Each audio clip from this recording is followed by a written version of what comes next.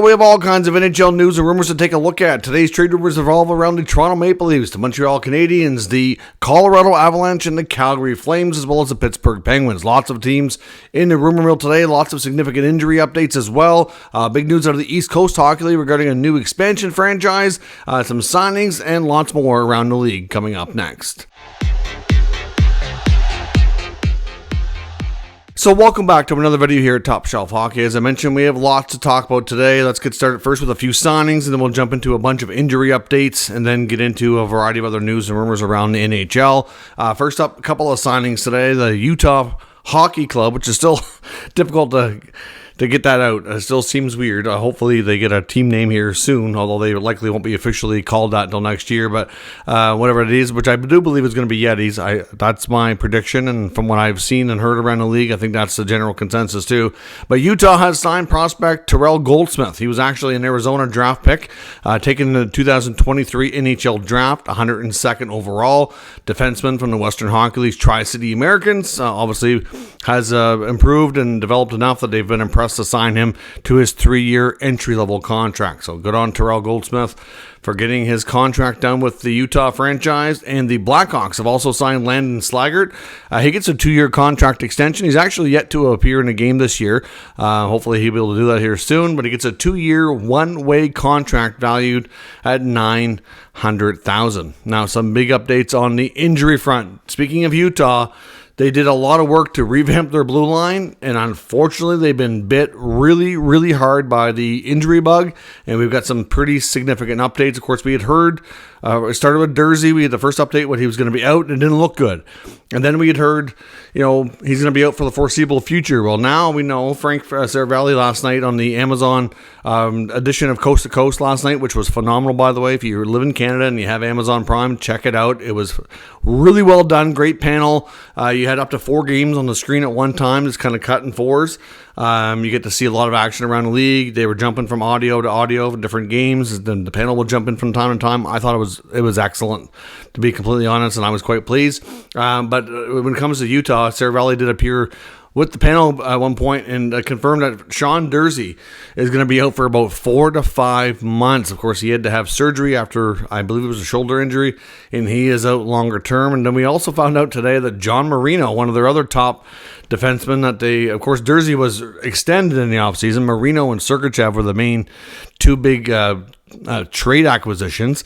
Marino is going to be out for the foreseeable future as well, and head coach Andre Tourigny did use the word months, but didn't specify how many or exactly more details, so we don't know the full scope of it, but that's a big blow. Their top 2 right shot defenseman going to be out for an extended period of time. I know I predicted Utah to get into the playoffs this year. I thought they had a real nice start, and I really thought this was going to be the year they take a big step, and they get a lot of great talent there, but without those 2 guys, it is going to prove to be a big challenge to overcome. So we'll see. In Detroit, Marco Kasper has been recalled on an emergency basis. Tyler Mott is out day to day.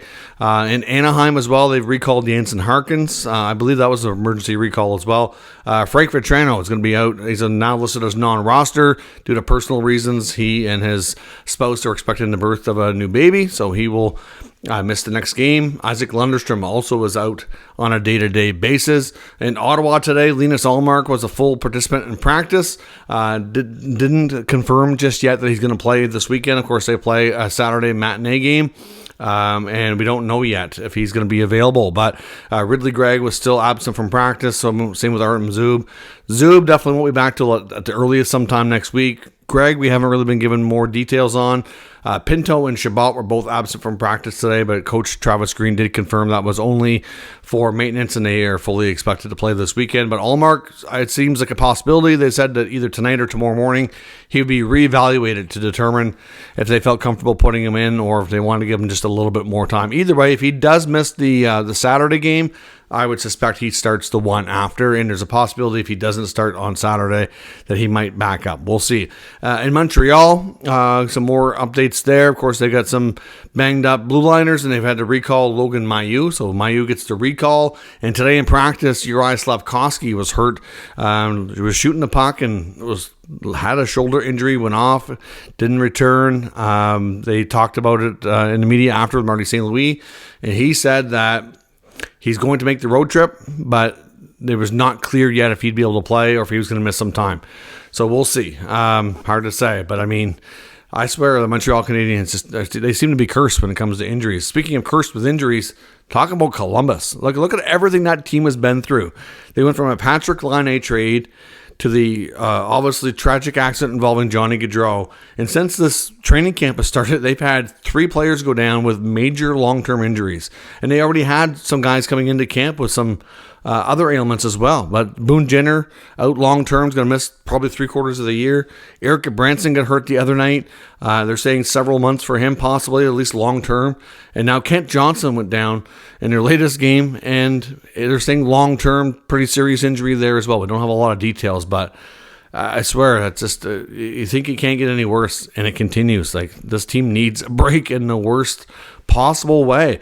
We got some big updates as well. Bally Sports, of course, has a lot of local markets that they do a lot of broadcasting for a lot of teams in their regional sports programming. As of the beginning of next week, they're going to be rebranded as FanDuel Sports. So they will be taking over. Of course, bankruptcy proceedings started in March 2023 for Bally Sports. There was a lot of uncertainty over what they were going to keep up with, what they weren't. They dropped some teams' coverage, and as far as payments go, like there was a lot of questions, a lot of uncertainty around that. So obviously, FanDuel's coming in, getting the naming rights. So I assume there's some sort of, obviously there's a financial agreement. I don't know the full details, but I said as of the first of the week, they're going to be known as FanDuel Sports. I've seen some people complaining about FanDuel, of course, being a betting agency, about having that take over. But Bally is like a casino brand. So like, it was already around betting, so I'm not really sure what I do agree that there's too much betting in sports and it's really shoved in your face and down your throats with advertising and all that. But this is really a case where it was already like that, so I don't really see what the fuss is. The East Coast League announced today that they're expanding. They're now going to have the 30th franchise join the team in 2025 for next season. They're going to be based in Greensboro, North Carolina.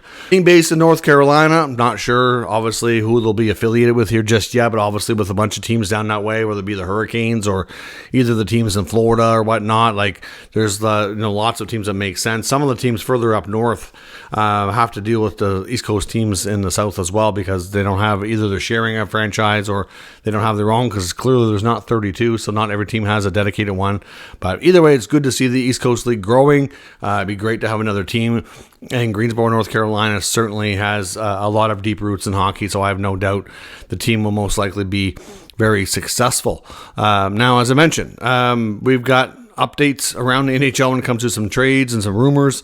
Fourthperiod.com, Dave Pagnotta had an article out today talking about how the Penguins are going to, they either have to carry 3 goalies probably starting next week, or they're going to have a big decision to make. And there's lots of concern / frustration around the play of what should be the number one netminder in Tristan Jarry.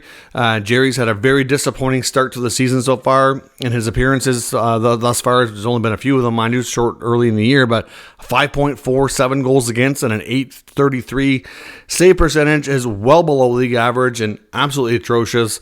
Been pulled, and they need a break there. If the Penguins have any hope in making the playoffs this year, they need stellar league average and better goaltending at the very least. Obviously, at this point, youngster Joel Blomqvist has done well enough. I mean, he hasn't been amazing, but he's certainly been a lot better than Jerry. Alex Nedeljkovic was activated yesterday, and today he was sent to the American Hockey League on a conditioning stint. So the expectation is he'll go down and play a game this weekend and likely be recalled to the Penguins first of the week. So from a cap perspective and a roster perspective, do they carry 3 guys? Can they find a trade for Tristan Jarry? It's going to be proved to be very difficult. You call around the league trying to move him with his contract. I mean, he's got $5.375 million, and after this year, there's still 3 more years left. There's a 5-year deal that he signed. We're only a year and a bit into it. So, there was a $1 million signing bonus paid earlier in the summer, but that's not going to be a huge help. I think his actual take-home money this year is around $6 million or so, so he's earning around 5 or so in salary this year.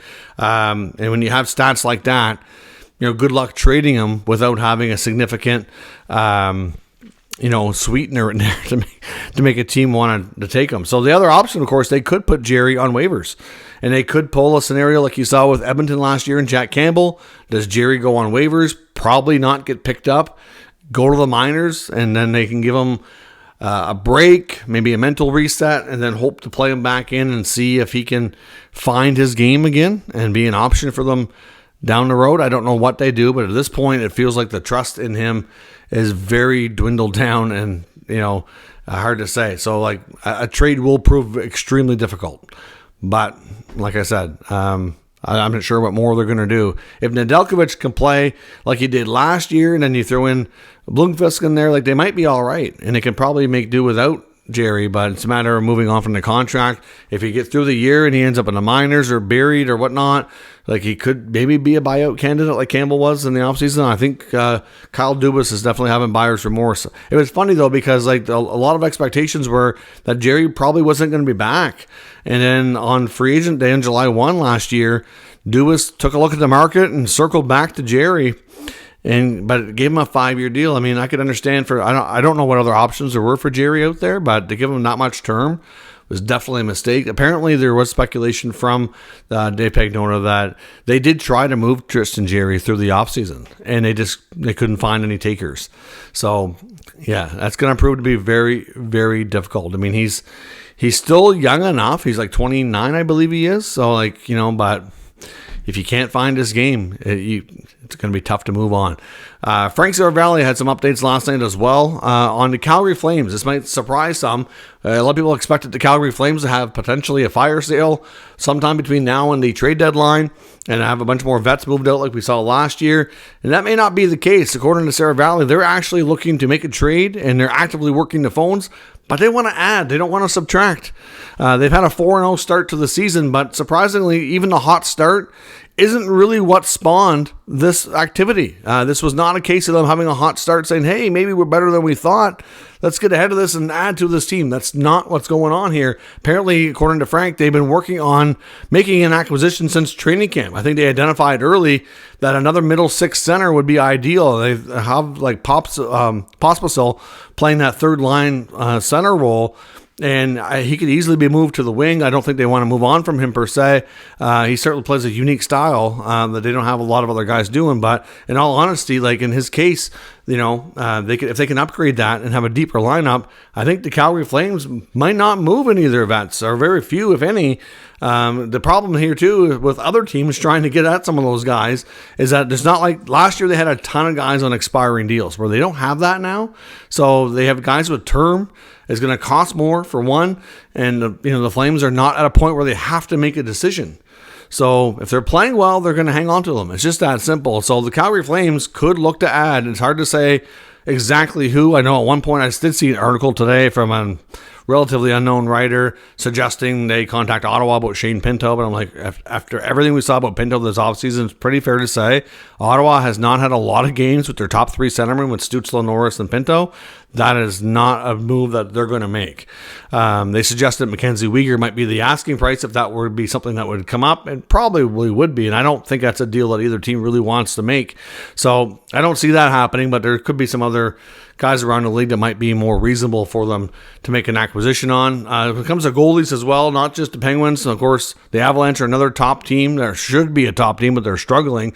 Dennis Bernstein of the fourthperiod.com suggests that they look at John Gibson in Anaheim. Clearly, the Avalanche need to get a save. It's just that simple now. They did pick up Capo Kakinen on waivers from Winnipeg. Maybe they let him run with it and see what can happen. I don't think they're going to make a panic move here. They got a lot of money tied up between Landeskog and Nichushkin and other injured players right now, and it just makes it really tough. Like I know on TSN Insider Trading, they were saying that there's no help coming, so don't expect a magic return or something big to go down with the Avalanche where they have so much uncertainty around that money that's tied up. But in all honesty, Gibson would be a guy that's definitely available. They probably want Anaheim to retain, and from what we've heard, that's a big part of why he has never been moved, is their reluctancy to do that. And obviously at this point, it's going to probably wouldn't be a big return, to be honest. I think they could probably get the deal done for a fairly cheap price, given how Gibson's played the past few years. It would be giving the Ducks some cap flexibility, but I do see it maybe being a fit. I just don't know that it's going to be something you see right away. Some somewhat surprising news in Montreal. We know that they had Alex Barre-Boulet on waivers here not long ago, just a short time ago, and he has obviously cleared him and reassigned to Laval in the American Hockey League. And after getting to Laval, he was interviewed and made some surprising comments. Really, I guess if you look at it, it shouldn't be too shocking. I don't know that it was really, some people are kind of portraying this as a shot or at Montreal. I don't think that's the case. Basically, what Barre-Boulet had to say was when he was asked about being in Laval, essentially that he said he probably knew that he was going to clear waivers and this was going to happen, but he was keeping an eye on things and was kind of hoping to get picked up so he could get another chance at the NHL. When a guy gets put on waivers, you got to know he's fighting for his NHL life, and it's nothing to do with the organization. He's probably upset that he didn't play well enough, or at least in their eyes. Maybe he felt he played well enough, maybe he didn't, we don't know. But regardless, if it means him jumping teams, but continuing on in the NHL, making bigger money, continuing his career, that's what he's going to want to do, right? So I don't think this is a shot at Montreal in any way, shape, or form, but he was hoping to get picked up, and he said, obviously, he's going to be a good pro. He is going to work hard and hope to get another chance to do everything he can to get back to the NHL with the Canadians. So clearly, I think some of his quotes were kind of taken out of context. Could they end up moving him later? Absolutely, they could. But if he didn't get picked up on waivers, a trade's probably unlikely, at least for the time being. And in Toronto, there's an article.